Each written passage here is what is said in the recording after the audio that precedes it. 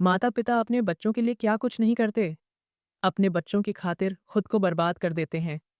एक पिता धूप में जलता है तो माँ चूल्हे पर जलती है। काम करके पिता के हाथ कठोर और ठेस भरे हो जाते हैं तो माँ के हाथ चूल्हे पर रोटी बनाते बनाते छालों से भर जाते हैं। मगर जवान होने के बाद बच्चे अपने माता पिता के साथ क्या करते हैं? उनको रौंद देते हैं, घर से निकाल देते हैं, या कुछ कमजोर बच्चे उनको वृद्धाश्रम में छोड़ आते हैं। लेकिन मेरी कहानी कुछ थोड़ी अलग है। मैं हर कदम पर जलील हुआ, हर कदम पर बेइज्जत हुआ, हर कदम पर थका, हर कदम पर अपने परिवार की फिक्र करता रहा। मुझे लगा कि सब कुछ ठीक है, लेकिन सब कुछ ठीक था, फिर भी मेरा दिल बेचैन रहता था। मैं कई सालों से अपने देश आने का सोच रहा था, लेकिन एक बार जाने के बाद जिम्मेदारियों में घिर चुका था, बुरी तरह से फंस गया था। शायद बच्चों की खुशियों की खातिर, परिवार की ज़रूरतों की खातिर वक्त गुजरता गया और पूरे 22 साल गुजर चुके थे। अब मेरे शरीर में पहले जैसी जान तो नहीं रही थी, मगर अपने बच्चों को, अपने परिवार को देखने के लिए आंखों में अभी भी चमक बाकी थी। मैं अपने बेटों को सीने से लगाकर रोना चाहता था। अपने बेटों की कामयाबी के बारे में जानना चाहता था कि आखिर मेरे पीछे मेरे बच्चों ने क्या किया, मेरे पीछे मेरे बच्चों ने कितनी दौलत और इज्जत कमाई। मैं सब कुछ अपनी आंखों से देखना चाहता था, यहाँ तक कि अपने बेटों को भी अपने आमने सामने देखे हुए मुझे कई साल हो गए थे। अब मैं खुश था। मेरा दुबई से अपने घर जाने का समय पूरा हो गया था। अपनी जिंदगी का काफी बड़ा हिस्सा यहाँ गुजारने के बाद अपना सामान पैक किया और बच्चों के लिए तोहफे लेकर, उनसे मिलने की चाहत अपने दिल में लेकर मैं दुबई से निकल चुका था। फिर जब मैं जहाज में बैठा था और बार बार अपने बच्चों के बारे में सोच रहा था कि उनसे मिलूंगा तो ऐसा करूंगा, वैसा करूंगा, न जाने क्या क्या करूंगा। अब तो उनके भी बच्चे हो गए होंगे। उनको भी बताऊंगा कि तुम्हारा दादा हूं। मैं बहुत खुश था। मैंने अपने घर पर फ़ोन तो कर दिया था, बता दिया था कि मैं घर आ रहा हूँ। ज़रूर मेरे बच्चों ने मेरे आने की तैयारी की होगी। वह मेरा बेसब्री से इंतज़ार कर रहे होंगे। लेकिन कोई भी मुझे एयरपोर्ट पर लेने के लिए नहीं आया था।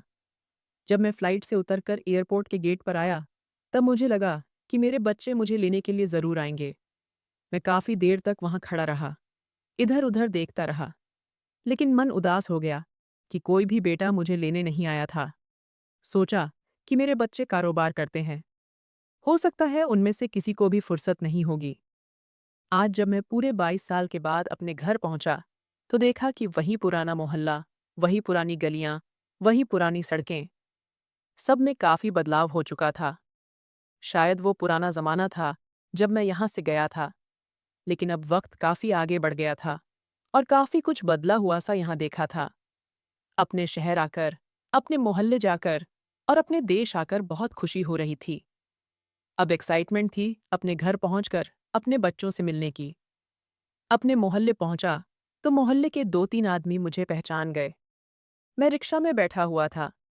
रिक्शा से उतरकर जब सामान उतारने लगा तो मैंने देखा कि मेरे मोहल्ले के ही कुछ पुराने बुजुर्ग जो मेरे साथ के थे। मुझे उन्होंने जोरदार आवाज लगाई और कहने लगे, अरे रामदास आ गए। जल्दी से चलते हुए वह मेरे करीब आए। उन्होंने मुझे बाहों में भर लिया।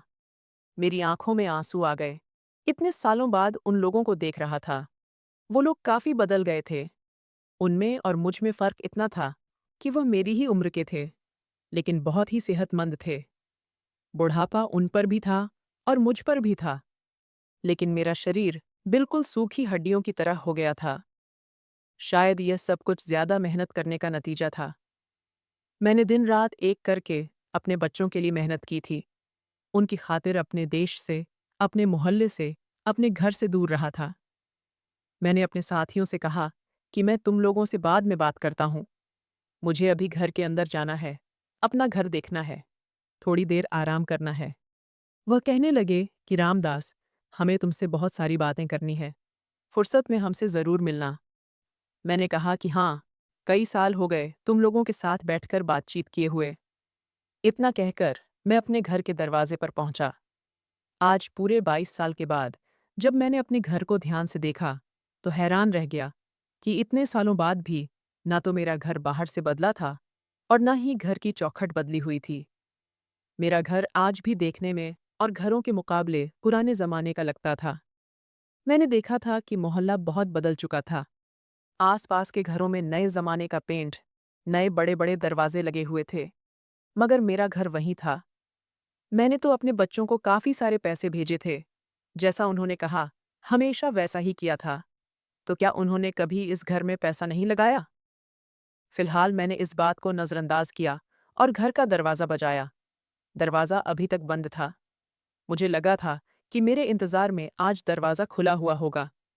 मेरे चारों बेटे दरवाजे पर खड़े हुए होंगे। काफ़ी देर हो गई थी। मैं बार-बार दरवाज़ा बजाता रहा। मुझे लगा था कि एक बार के दरवाज़ा बजाने पर ही मेरे चारों बेटे दरवाजे पर आ जाएंगे और खुशी से मुझे गले लगा लेंगे। मेरी आंखों में आंसू आ गए थे। सामान अभी भी मेरे हाथ में था और कुछ सामान ज़मीन पर रखा हुआ था। दरवाज़ा बहू ने खोला और कहने लगी कि आप कौन? मैंने कहा, बेटा, मैं तुम्हारा ससुर हूँ। विवेक, सूरज, अजय और विनय कहाँ हैं? उसने कहा कि अच्छा अच्छा, ठीक है, घर के अंदर आइए। मैं अपना सामान लेकर खुद ही घर के अंदर दाखिल हो रहा था। किसी बेटे को इतना भी नहीं हुआ कि पिता के आने की आहट सुनकर दरवाजे पर आते, पिता का सामान घर के अंदर रखते। मैं खामोशी से घर के अंदर घुसा। मैंने घर की एक-एक दीवार को ध्यान से देखा। कुछ भी नहीं बदला था। सब कुछ वैसा का वैसा ही था। बस बहू ने इस घर को अपने हिसाब से सेट कर लिया था। बर्तन बदल लिए थे, सामान रखने की जगह बदल ली थी और घर में सामान भी बदला-बदला सा नजर आ रहा था। बहू नीचे वाले कमरे के अंदर चलकर गई और कहने लगी कि विवेक, देखो, तुम्हारा बाप आया है। ये सुनकर मेरे होश उड़ गए कि बहू इतनी बदतमीजी से मुझे विवेक का बाप कह रही थी। बेटे को इस बात से कोई अफसोस नहीं हुआ। वो बस कमरे से बाहर निकल कर आया और मुझे देखते ही कहने लगा, अरे पिताजी, आप आ गए। मैंने देखा था, मेरा बड़ा बेटा विवेक आज इतना बड़ा हो गया था कि सेहत में लंबा चौड़ा और काफी सुंदर था। उसे तो इतना भी नहीं हुआ कि वह खुद आगे बढ़कर मेरे गले लगता। मैंने ही खुशी से उसे गले लगा लिया था। थोड़ी देर बाद सूरज और उसकी पत्नी भी कमरे से बाहर निकले। सूरज ने मुझे देखा तो मेरे गले लगा, लेकिन उसकी आंखों में मेरे लिए वह चमक नहीं थी जो इतने सालों बाद उसकी आंखों में होनी चाहिए थी। आज शायद वक्त बदल गया था और बच्चे भी। बच्चे बहुत ज्यादा बड़े हो गए थे। उन्होंने ना तो एयरपोर्ट से घर अपने पिता को लाना ठीक समझा और ना ही अपने पिता को इज्जत भरी नजरों से देखा। उन्होंने तो मुझे बैठने के लिए भी नहीं कहा था। मैंने कहा, बेटा, बहुत थका हुआ हूं, मेरा सामान अंदर रख दो। बैठने की जगह जब मैंने सवाल करती हुई नजरों से विवेक की तरफ देखा तो उसने कहा, हाँ हाँ पिताजी, रुकिए। उसने अपनी पत्नी से कहा, नीलिमा, जाकर जल्दी से पिताजी के लिए कुर्सी लेकर आओ। बहू मेरे लिए कुर्सी लेकर आई। उसने आंगन में रख दी और छोटी वाली बहू ट्रे में पानी का गिलास लेकर आई। सूरज ने मेरा सारा सामान अंदर रखवाया। आज इतने सालों बाद अपने बच्चों के साथ बैठकर बहुत अच्छा लग रहा था। मेरे बच्चों की दूसरी नस्ल चलने लगी थी। अब तो विवेक के भी 2 बच्चे हो गए थे और सूरज की एक बेटी थी। मुझे घर में अपने 2 बेटे दिखाई नहीं दे रहे थे। वैसे तो मेरे 4 बेटे थे, विवेक, सूरज, अजय और विनय। अजय के बारे में तो मुझे पता था कि वह गांव में अपने एक दोस्त के परिवार के साथ रहता था, लेकिन मुझे विनय कहीं नजर नहीं आया। तो मैंने पूछा, विनय कहाँ है? जिस पर किसी ने कोई जवाब नहीं दिया। अजय कहने लगा, अरे पिताजी, आप विनय के बारे में क्यों पूछ रहे हो? आप इतनी दूर से आए हो, आराम करो। इस घर में मुझे एक सबसे बड़ी कमी अपनी पत्नी की महसूस हो रही थी, जिसको मैं यहाँ 22 साल पहले जीवित छोड़कर गया था। मेरी आंखों में आंसू आ गए। मैंने अपने बेटे से कहा, बेटा, तुम्हारी माँ चली गई और मेरी उससे आखिरी समय में मुलाकात भी नहीं हो सकी। मैं क्या बताऊं, मैंने तुम्हारी माँ से मिलने की बहुत कोशिश की थी, लेकिन शायद किस्मत को यही मंजूर था कि तुम्हारी माँ इतनी जल्दी ऊपर चली गई। आज अगर मुझे इस घर में देखती तो कितना खुश होती। बेचारी हर बार फोन पर मुझसे कहा करती थी कि मैं वापस घर आ जाऊं, लेकिन मैं तुम्हारी माँ की यह इच्छा पूरी न कर सका। मेरी तो उससे आखिरी मुलाकात तक न हो सकी। मेरी आंखों में आंसू थे और मैं अपने आंसू पोंछ रहा था। जब दोनों बेटों ने मुझे तसल्ली नहीं दी और एक दूसरे को अजीब नजरों से देखने लगे, फिर नजरें चुरा गए, जैसे कुछ जानते हों और मुझसे छुपा रहे हों। विवेक ने कहा, बस पिताजी, ऊपर वाले को यही मंजूर था। माँ की इतनी ही जिंदगी लिखी हुई थी। कुछ देर बैठकर मैं अपने दोनों बेटों से बातचीत करता रहा। फिर छोटी बहू आई और कहने लगी, पिताजी, आपका कमरा सेट कर दिया गया है। आप अपने कमरे में जाकर आराम कर लीजिए। मैंने सोचा कि कमरे में जाकर थोड़ी देर आराम कर लेता हूँ, फिर सबसे ढेर सारी बातें करूंगा। मेरा सामान भी कमरे में पहुंचा दिया गया था, लेकिन जैसे ही मैंने कमरे में कदम रखा, तो पुरानी यादें ताज़ा हो गईं। ये तो हमारे घर का वह कमरा हुआ करता था, जिसमें हम कबाड़ का सामान रखते थे। ये तो घर का सबसे छोटा कमरा था। बड़े-बड़े कमरों पर बहुओं ने कब्जा कर लिया था और उनमें उनका सामान रखा हुआ था। छोटा सा कमरा और टूटी-फूटी चारपाई, जिसे शायद मेरे लिए संभाल कर रखा गया था। इस चारपाई के नीचे लाल रंग की ईंटें लगाकर इसे बराबर से रखा गया था। अपने लिए इस कमरे को देखकर मुझे हैरानी हुई थी। मैं जब यहाँ से गया था, तब भी बच्चों को बेड पर सुलाता था और हम दोनों पति-पत्नी इस टूटी-फूटी चारपाई पर सोया करते थे, ताकि बच्चे मजबूत बेड पर सुकून की नींद सो सकें। और आज भी वही टूटी-फूटी चारपाई मेरे नसीब में आई थी। मैंने कुछ नहीं कहा। मैं खामोशी से कमरे के अंदर दाखिल हुआ। 22 साल की मेहनत के बाद अब मेरे अंदर और मेहनत की हिम्मत नहीं थी। बस, मैं आराम करना चाहता था, बेटों के साथ रहना चाहता था। मेरा सामान एक तरफ रखा हुआ था। विवेक के दोनों बेटे और अजय की बेटी मुझे हैरानी से देख रहे थे और अजनबी समझ रहे थे। जब मैंने उनसे कहा, बच्चों, मैं तुम्हारा दादाजी हूँ। अजय की भी बेटी बहुत सुंदर थी, बिल्कुल अपनी दादी पर गई थी। उसकी नाक तो बिल्कुल मेरी पत्नी कविता जैसी थी। अपने पोते-पोतियों को देखकर मेरी आंखें नम हो गईं। मैंने बच्चों को अपने करीब किया, उनको गले लगाकर प्यार करने लगा, मगर बेटों की नज़र मेरे बैग पर थी। शायद सोच रहे थे कि पिताजी पता नहीं अब उनके लिए कौन सा खजाना खरीद कर लाए हैं। वो लोग कमरे से बाहर जाकर आपस में बातें कर रहे थे। मुझे उनकी आवाज़ आने लगी।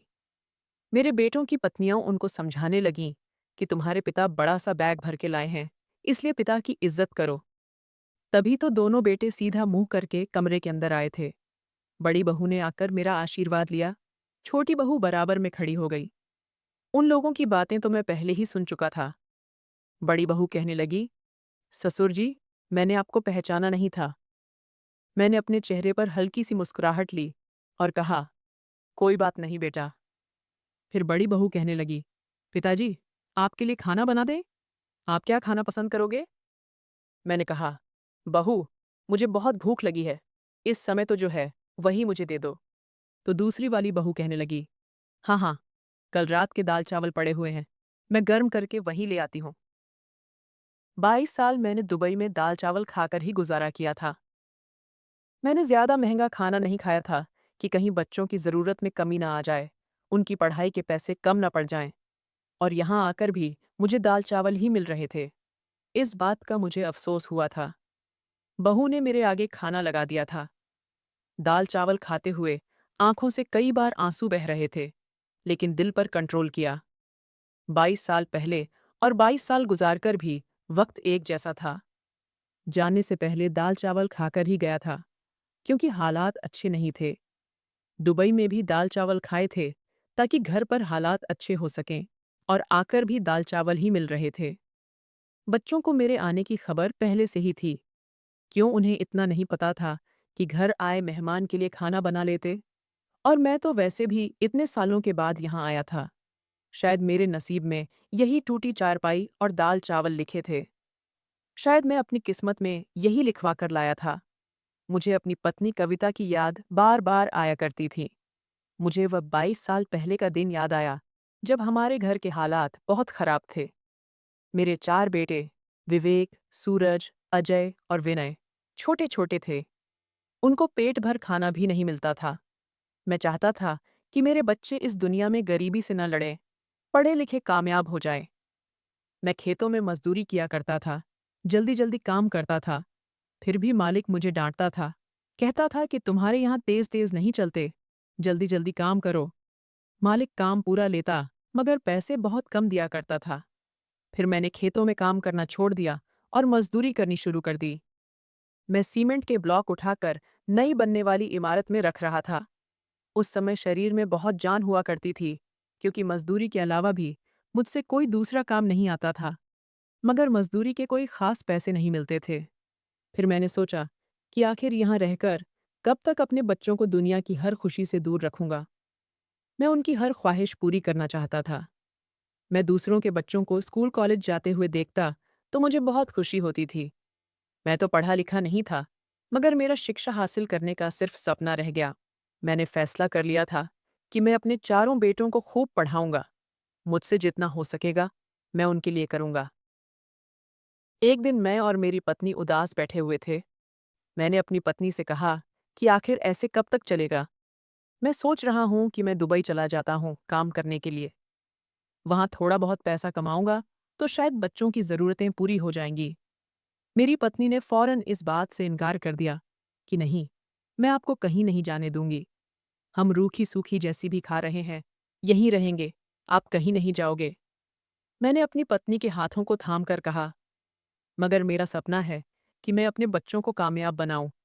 मैं मेहनत करूंगा, तभी तो ये बच्चे हमारे बुढ़ापे में हमारा सहारा बनेंगे।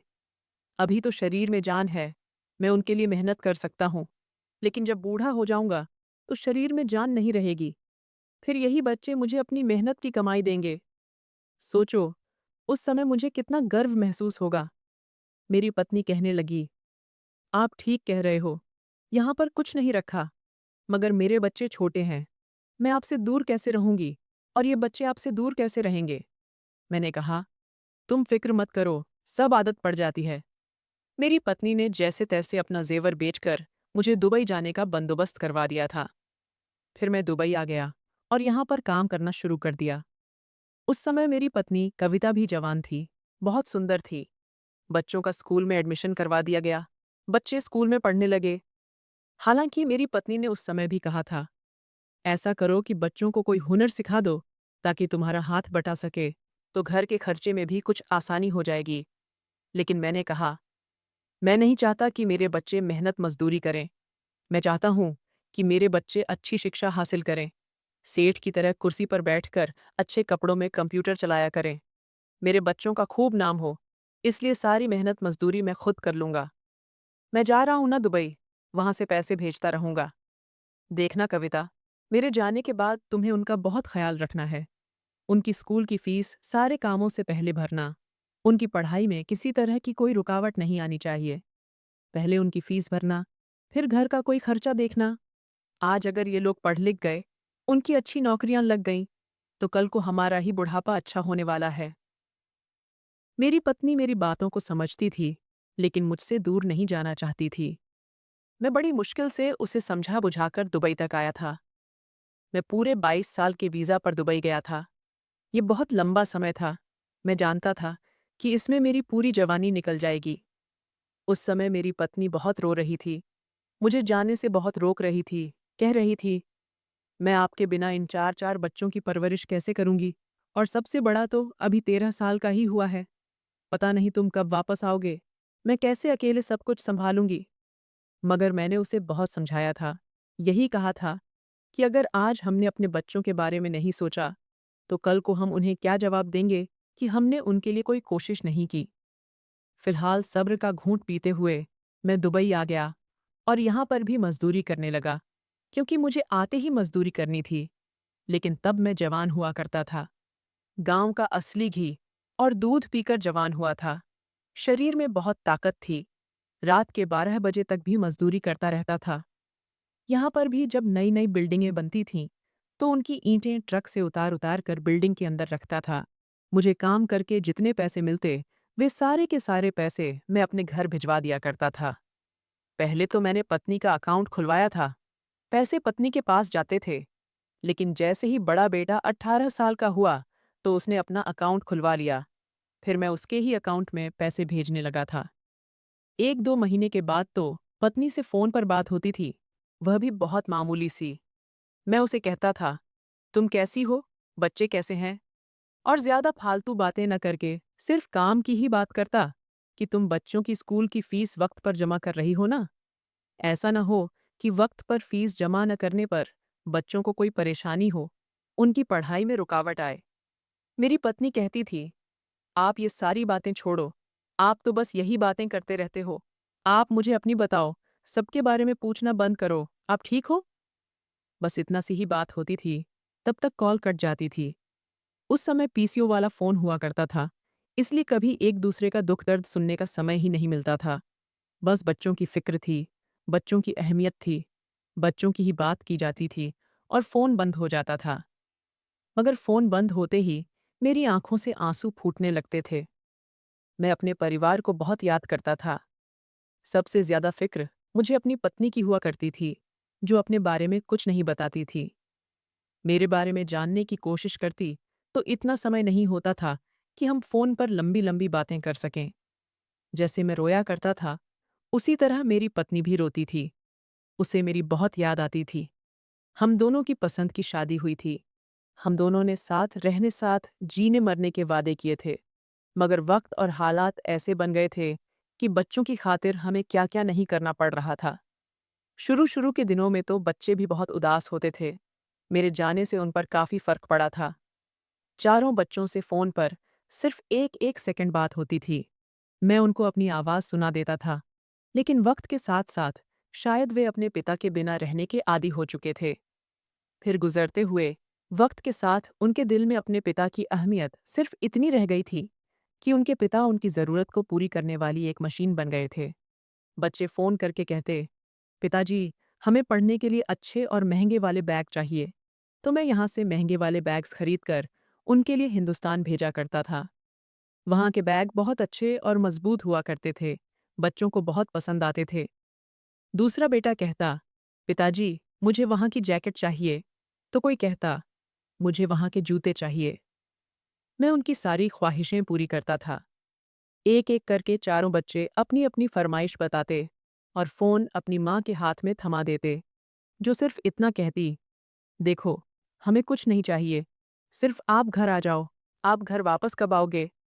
बस, बहुत हो गई हम दोनों के बीच की दूरी। मैं कविता की बात को टालते हुए कहता, तुम्हें तो कुछ नहीं चाहिए। अगर तुम्हें किसी चीज़ की ज़रूरत हो, तो बताओ। बच्चों की सारी फरमाइशों का सामान तो मैं उन्हें भेज दूँगा। तो वह कहने लगी, नहीं, मुझे कुछ नहीं चाहिए। मुझे सिर्फ़ आपका साथ चाहिए। आप यहाँ वापस आ जाओ। बस, मैं इसी में खुश हो जाऊँगी। बस, इतने पर मैं खामोश हो जाता और अपने बच्चों के लिए उनकी पसंद का सामान भेजा करता था। वक्त गुजरता जा रहा था और बच्चों की फरमाइशें बढ़ती जा रही थीं। मुझे अच्छा नहीं लगता था कि मैं अपने बच्चों की फरमाइशों को रद्द करूं। वो मुझसे जो कहते, जितना महंगा सामान कहते, उन्हें भेज दिया करता था। मुझे अच्छा नहीं लगता था कि बच्चे बड़े मान से अपने पिता से कोई चीज़ मांगते थे। ये चाहिए, यह लाकर दो, वह लाकर दो। लेकिन यह फरमाइश सिर्फ वक्त के साथ-साथ बढ़ने लगी थी। जैसे ही बड़ा बेटा 18 साल का हुआ, तो उसने अपना आईडी कार्ड बनवा लिया था और बैंक में अपना अकाउंट अपने नाम से खुलवाया था और कहा कि अब उसकी माँ इस उम्र में बैंक में इधर-उधर अंगूठे लगाती फिरेगी और पैसे निकलवाएगी। शुरू-शुरू में यह बात तो मुझे बहुत अच्छी लगी थी कि बड़े बेटे ने अपनी जिम्मेदारी समझनी शुरू कर दी। लेकिन यह नहीं पता था कि वह घर में क्या कर रहा है, अपनी माँ को पैसे पूरे देता भी है या नहीं।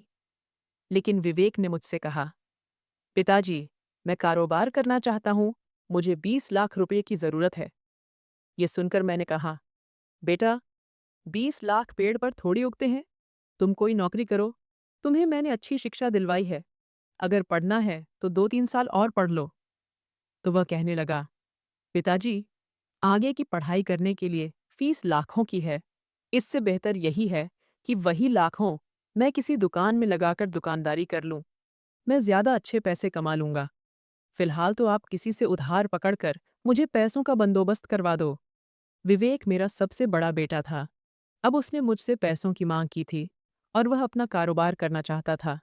इसलिए मैंने उसे जैसे-तैसे पैसों का बंदोबस्त करके दे दिया। जहाँ मैं काम करता था, उन्हीं लोगों से कर्ज लिया था। कहा था कि थोड़ा-थोड़ा करके कर्ज चुका दूंगा। उस वक्त 20 लाख की क्या, 1 लाख की भी बहुत वैल्यू हुआ करती थी। मेरे बेटे ने पैसे मिलने के बाद कारोबार ज़रूर किया। एक छोटी सी दुकान किराए पर ले ली। उसमें मोबाइल रखे। मोबाइल रिपेयरिंग भी उसे आती थी, लेकिन कुछ महीनों में ही वह बोर हो गया। फिर उसने सारे मोबाइल कम कीमत पर दूसरे दुकानदार को बेच दिए। इस तरह उसे आधी रकम का नुकसान हो चुका था। कुछ समय गुजर गया। एक दिन अचानक मेरी पत्नी का फोन आया। मैंने उससे बात की तो उसने रोते हुए कहा, तुम जल्दी से घर आ जाओ। तुम्हारे बच्चों को तुम्हारी डांट की बहुत ज़रूरत है, क्योंकि वे मुझसे नहीं डरते। इससे आगे वह कुछ और कहती कि तभी अचानक फ़ोन बंद हो गया। मैं समझ नहीं पाया था कि आखिर बात क्या है। मेरे पड़ोसी ने मोबाइल ले लिया था, इसलिए अब मैं उनके ही घर के मोबाइल पर फ़ोन किया करता था। फ़ोन बंद हो गया तो मैंने दोबारा फ़ोन नहीं किया। सोचा कि शायद बच्चे कविता से ज़िद कर रहे होंगे। बच्चे बचपन में भी जब उसे परेशान किया करते थे, तो वह रोने लग जाती थी। मैंने इस बात को नज़रअंदाज कर दिया और अपने काम में लग गया। लेकिन फिर उसके बाद कभी कविता का फ़ोन मेरे पास नहीं आया। पड़ोस से ही एक दिन मेरे पास फ़ोन आया कि आपकी पत्नी को हार्ट अटैक हो गया, वह मर गई है। ये खबर मेरे लिए बहुत बड़े सदमे की थी। मैं तो बौखला गया था। मैंने अपने मालिक से कहा कि मुझे वापस जाना है, तो मालिक कहने लगे, तुम यहाँ 22 साल के वीज़ा पर आए थे। तुम यहाँ से 22 साल के बीच में एक बार भी वापस नहीं जा सकते, और वापस गए तो यहाँ नहीं आ सकोगे। मैं तड़पता रह गया, बिलखता रह गया। लेकिन मुझे अपनी पत्नी से आखिरी मुलाकात भी नसीब नहीं हुई, और वह भी मेरे लिए तरसते-तरसते मर गई। मैंने तो मालिक से इतना कहा था, बस, मुझे 2-3 दिन की छुट्टी दे दो। मैं बस अपनी पत्नी का चेहरा आखिरी बार देखकर वापस आ जाऊँगा। वो बोले, फिर से वीज़ा लगवाना पड़ेगा, जो अब बहुत सारे पैसों का लगेगा। मैं बुरी तरह रो रहा था और फिर वहीं रोता रह गया। बेटों ने कहा, आप फ़िक्र न करें, बस आप मेहनत करें, हम जैसे-तैसे भी गुज़ारा कर लेंगे। अभी माँ को मरे हुए 1 महीना ही गुज़रा था कि विवेक का फ़ोन आया। विवेक कहने लगा, पिताजी, घर का काम बहुत बढ़ गया, हमसे कोई काम नहीं होता, हम अपनी पढ़ाई करें। वैसे भी मैंने बीए फाइनल कर लिया है, अब मुझसे आगे पढ़ाई नहीं होती, मुझे नौकरी भी नहीं मिल रही, और जो पैसे आपने मुझे दिए थे, वह भी डूब गए। मुझे और पैसे चाहिए ताकि मैं अपनी शादी कर सकूं। घर में कोई औरत आएगी तो ही वह घर के हालात ठीक से चलाएगी, और फिर मुझे कारोबार भी तो करना है। मैंने कहा, बेटा, मैं तुम्हें कहाँ से नोट भर भर कर भेजूं? मैं भी इंसान हूँ, कोई मशीन तो नहीं हूँ। अब तक तुम्हें काफ़ी सारे पैसे भेज चुका हूँ। तुम 21 साल के हो गए हो, शादी करने का तुम्हें पता है? ये नहीं पता कि घर के खर्चे भी उठाने होते हैं। खुद से कोई कोशिश करो।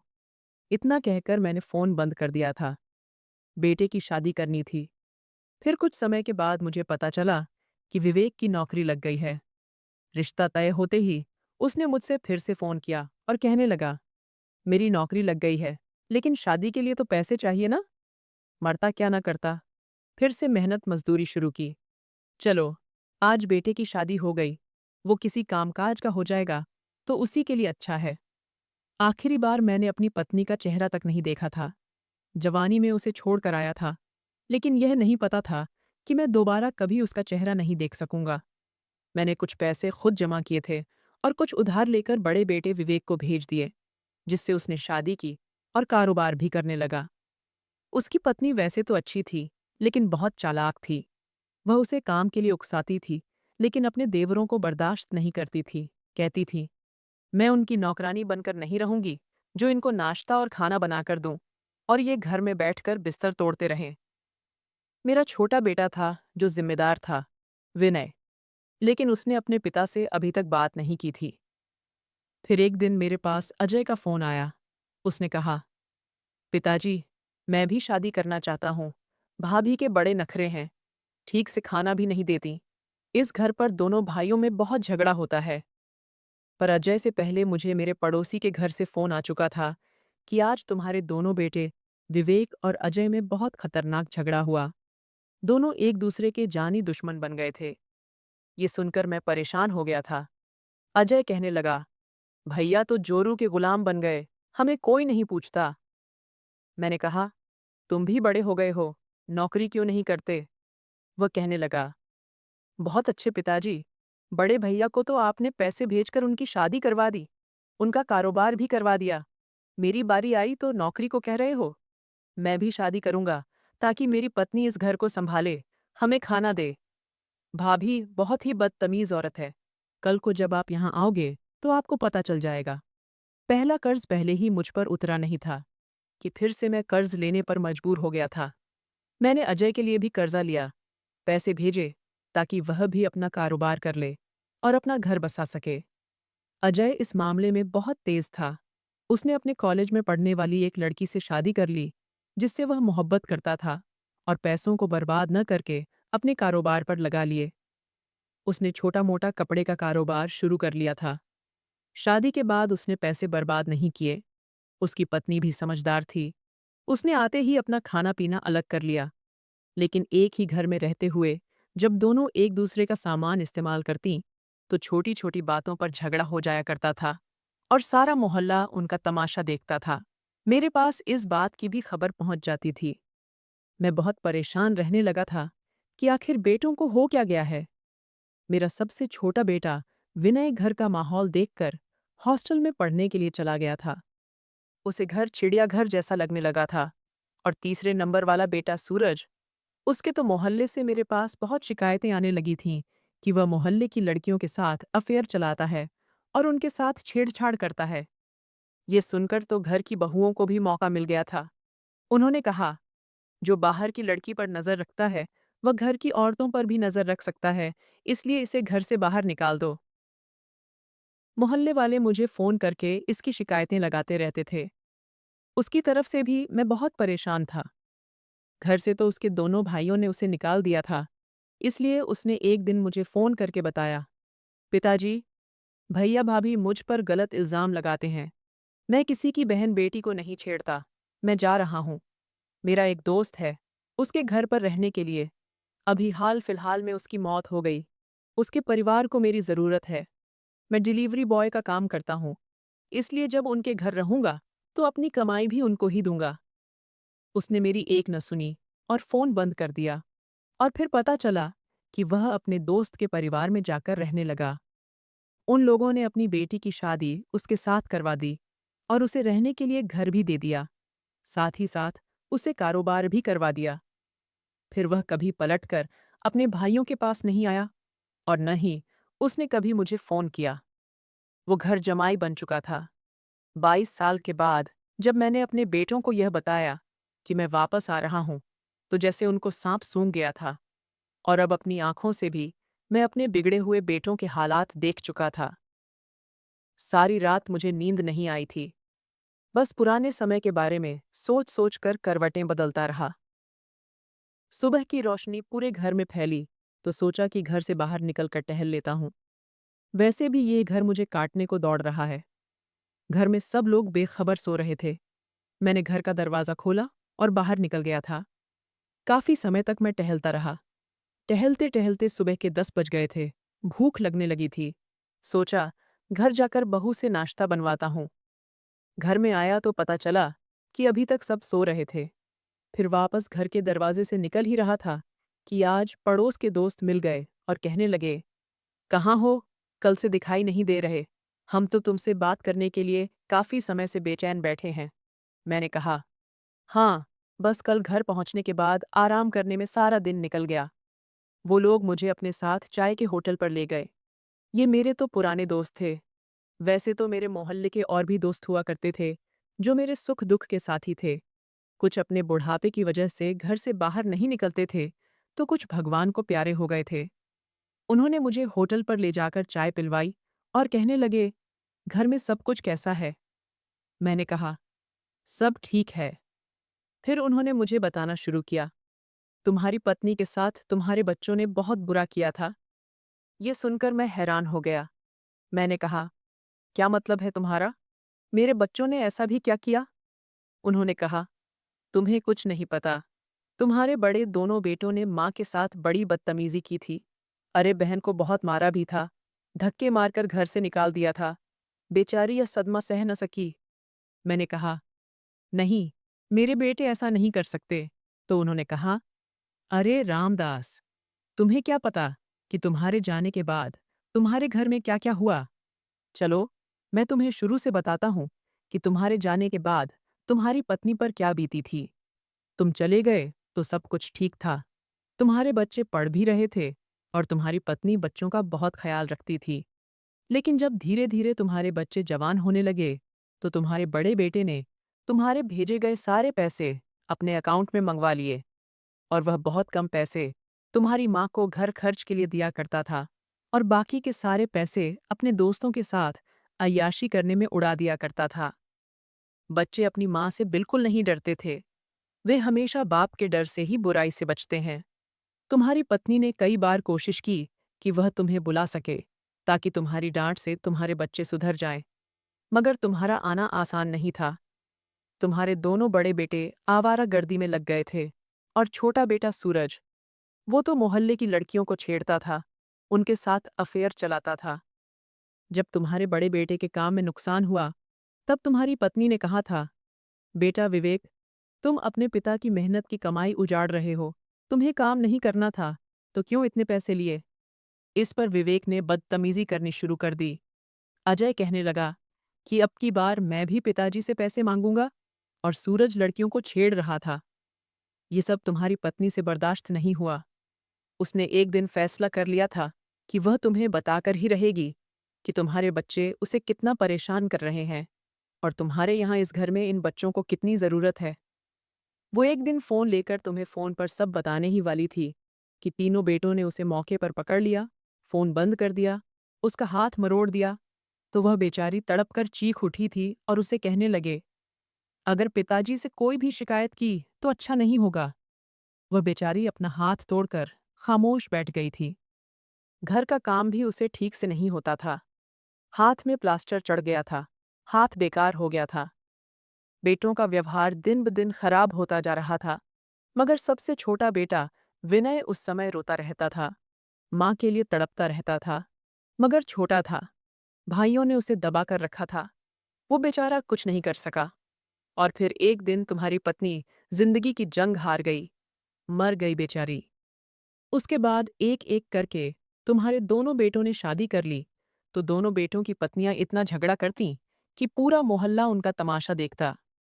दोनों भाई भी अपनी पत्नियों के पीछे एक दूसरे से झगड़ा करने लगे थे। कोई किसी का सर फाड़ देता, तो कोई किसी का मुंह फाड़ देता। सूरज ज्यादातर बाहर रहता था। उससे मोहल्ले के लोग बहुत परेशान थे। मोहल्ले की हर लड़की उससे बचकर निकला करती थी। विनय बेचारा घर में रहकर थोड़ा बहुत काम कर लिया करता था, झाड़ू पोछा, बर्तन, और कभी-कभी तो अपने हाथ से कपड़े भी धो लिया करता था। इस बात का फायदा भाभीयों ने उठाया, तो उस पर घर का सारा काम डाल दिया। घर का काम करने की वजह से उसकी पढ़ाई में नुकसान हो रहा था, इसलिए वह तंग आकर हॉस्टल में पढ़ने चला गया।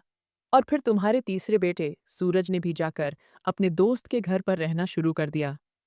रामदास, तुम्हारे घर के मामले बहुत खराब हो गए।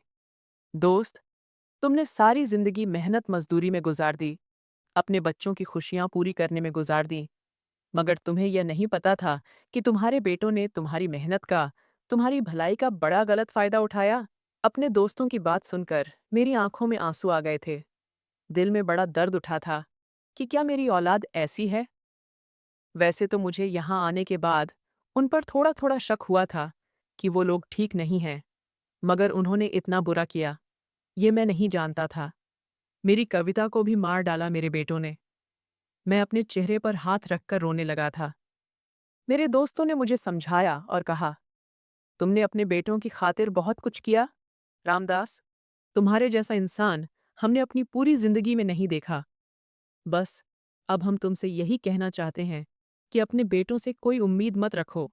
तुम्हारे शरीर में अब इतनी जान नहीं रही कि तुम उनके लिए और कमा सको, मगर याद रखना, जो पिता से दूर रहकर उसकी कमाई की कदर न कर सके और माँ के करीब होकर उसकी भी कदर न कर सके, तो फिर पिता के करीब होने की क्या कदर करेगा।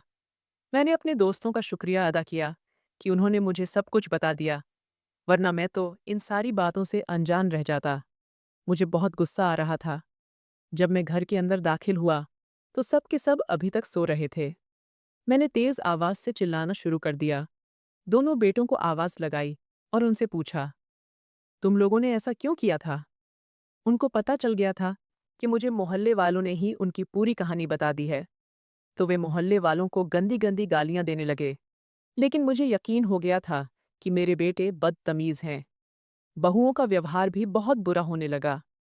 मैंने अपने बेटों से झगड़ा शुरू कर दिया। उनसे कहा, तुमने मेरी पत्नी को मार दिया। अगर तुम लोग उसका ख्याल रखते तो आज वह जिंदा होती। लेकिन मेरे बच्चों ने मुझे लड़-झगड़ कर घर से बाहर निकाल दिया। मैं जानता था कि ये लोग मेरे साथ भी ऐसा ही करेंगे। मुझे अपने बेटों से कोई उम्मीद नहीं थी। मैं अपना सामान उठाकर आंखों में आंसू लेकर इधर-उधर भटकने लगा कि सारी जिंदगी अपने बेटों की खुशियों का ख्याल रखने का मुझे यही सिला मिलना था। मैंने इस हादसे से इतना सीखा कि औलाद हो या कोई भी खास रिश्ता हो, अगर किसी के लिए अपनी पूरी जिंदगी या अपनी जान भी कुर्बान कर दो, तो लोग उसका एहसान नहीं मानते। मैं रोता हुआ घर से निकल आया था। सोचा कि सारी जिंदगी बच्चों के लिए मेहनत की, उनके लिए कमाया। अब शायद मैं अकेला हो गया हूँ। अब मुझे अपने बारे में सोचना चाहिए। 2 वक्त की रोटी खानी है, तो अब भी मेहनत करनी पड़ेगी। मेरे नसीब में अगर दिन रात मेहनत मजदूरी करना ही लिखा है, तो फिर मुझे आगे भी वही करना होगा। मैंने फिर से मजदूरी का काम शुरू कर दिया था। एक तरफ अपना सामान रखा और जो काम मिला, वही कर लिया। मुझे 2-3 दिन इसी तरह गुजर गए थे कि एक दिन अचानक किसी ने मुझे आवाज़ दी, पिताजी। मैंने जैसे ही पीछे पलट कर देखा, तो पीछे एक जवान लड़का खड़ा था। मैं इसे पहचान नहीं पाया कि यह कौन है। उसने फिर कहा, पिताजी, मैं आपको ही आवाज़ दे रहा हूँ। मैंने चौंक कर उसकी तरफ देखा। वह धीरे-धीरे मेरे करीब आया और कहने लगा, बस करो पिताजी, बस करो, कितनी मेहनत करोगे? उसने मेरे हाथ से ईंटें लीं और बोला, बस, अब आपको मेहनत करने की कोई ज़रूरत नहीं। मैं आपका बेटा विनय आ गया हूँ आपसे मिलने। मैं तो उसकी बात सुनकर चौंक गया था। वह मेरा बेटा विनय था। उसने महंगा सूट-बूट पहना हुआ था, बड़ी-सी गाड़ी में आया था। मैंने उसे अपने हाथों से छूकर देखा और कहा, बेटा, तुम? उसने कहा, जी पिताजी, आपका बेटा, आपका सबसे छोटा और लाडला बेटा, जिसको शायद आपने 4 साल की उम्र में देखा होगा। लेकिन मैं आपकी तस्वीर आज भी अपने सीने से लगाकर घूमता हूँ। रोज़ आपको देखता हूँ, रोज़ आपको याद करता हूँ। आप कब आए? मुझे तो आपके आने का पता ही नहीं चला और आप आने के बाद भी मज़दूरी कर रहे हो। मैं वहाँ धूप में खड़ा था, तो मेरे बेटे ने जल्दी से मुझे अपनी गाड़ी में बिठाया और एक बहुत बड़े होटल में ले गया। उसने बताया, पिताजी, ये होटल मेरा है। ये सुनकर मैं चौंक गया और बोला, बेटा, तुम इतने बड़े आदमी बन गए हो? उसने कहा, जी पिताजी, क्योंकि मैंने अपने भाइयों की तरह आपकी मेहनत की कमाई बर्बाद नहीं की। आप जो हमारी पढ़ाई के लिए दुबई से पैसे भेजा करते थे, मैं शुरू से ही पढ़ाई में अच्छा रहा था। मैंने अपनी पढ़ाई पर खूब ध्यान दिया। मैं जानता था कि मेरे पिता बड़ी मेहनत से पैसा कमाते हैं।